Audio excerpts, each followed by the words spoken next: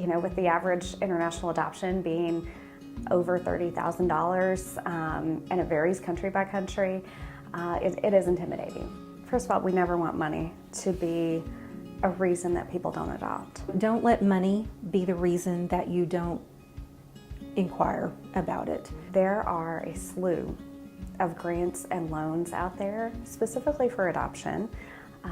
Nightlight is very good about providing those resources to families, and we want to partner with them to help families be able to meet these expenses and give a home to a child. It really was not a problem financially, but not by our own plan. I mean, we had no money to do this when we first decided to. Right. When we got in touch with Show Hope and they gave us a grant, that was helpful. Don't be afraid to ask any question.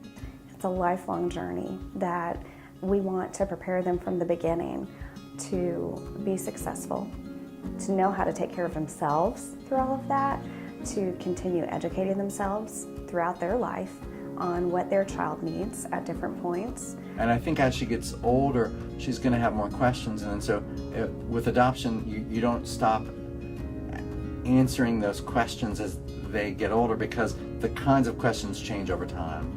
And we continue to be available. Our agency's not going anywhere. We're here picking up the phone if they have questions now when they're starting the process, or 20 years from now when they don't know how to answer their child's question. There's been some loss there, whether they consciously know it or not. There is still a loss. And so I would say there are anxiety issues, there are possible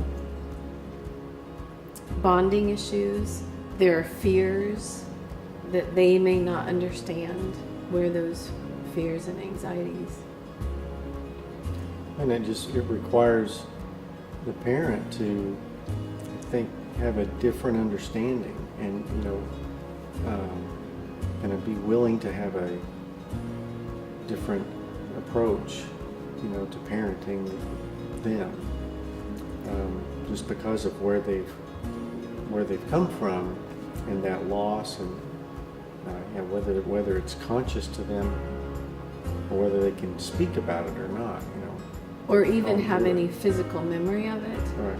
They still have an emotional memory somewhere.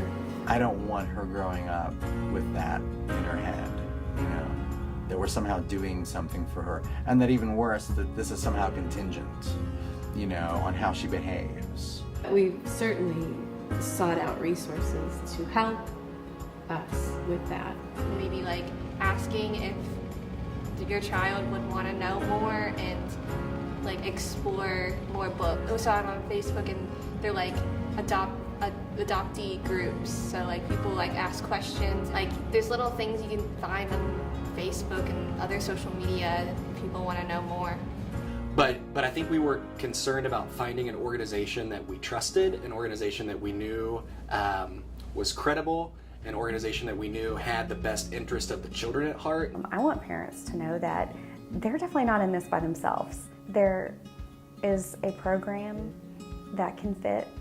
There is an agency that can help you.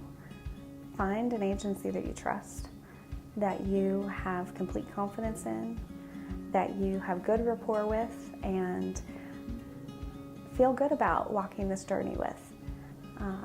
And they can help you do it, and they can answer the questions for you throughout the process. The adoption process can seem overwhelming at first glance, but you always have to go back and ask yourself, are you making an adoption plan for you or for the heart that you have for the children?